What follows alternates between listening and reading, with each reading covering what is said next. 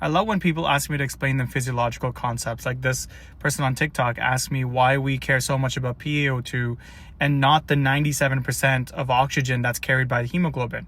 So let's look at the oxygen delivery equation and the oxygen content equation. If you don't want the full physiological review, the answer is because the PaO2 tells us about the lung function. It tells us how much oxygen is actually going from the alveoli and making it into the capillaries. This is one of my favorite equations. It's the oxygen delivery equation.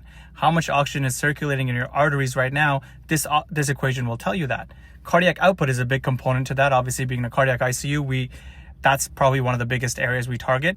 But your hemoglobin concentration is another important one. In a lot of cardiac cases, post-cardiac surgery, we're targeting really high hemoglobins, 8 to 10 in most cases. On our ECMO cases, we're targeting 10.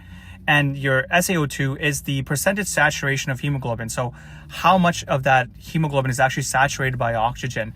In med school, if you were in my med school class in Queens, you'd remember the bunnies on a bus analogy that one of our teachers gave us that we all loved. And it's still something I remember, where bus is your hemoglobin and bunnies are your oxygen content.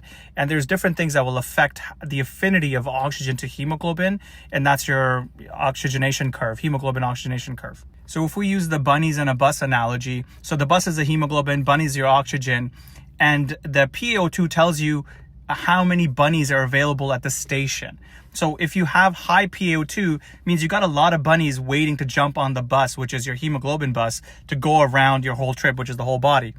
But if you don't have enough bunnies to get on the bus, then that's the issue. Then there's an issue with the actual lung function because you don't have enough bunnies waiting at the bus to jump on, and that's a low PaO2. This is why for ARDS, we use PaO2 divided by FiO2, or the PF ratio, as opposed to your saturation. The other reason we don't use the saturation or the SpO2 is because after a certain level, you get to the flat part of the curve, at which point your partial pressure can go up to like 500, 600, and your oxygen saturation won't change too much. So you might be sitting at a 97%, 95% saturation, but you won't be able to tell the difference between a PaO2 of 80 or 600.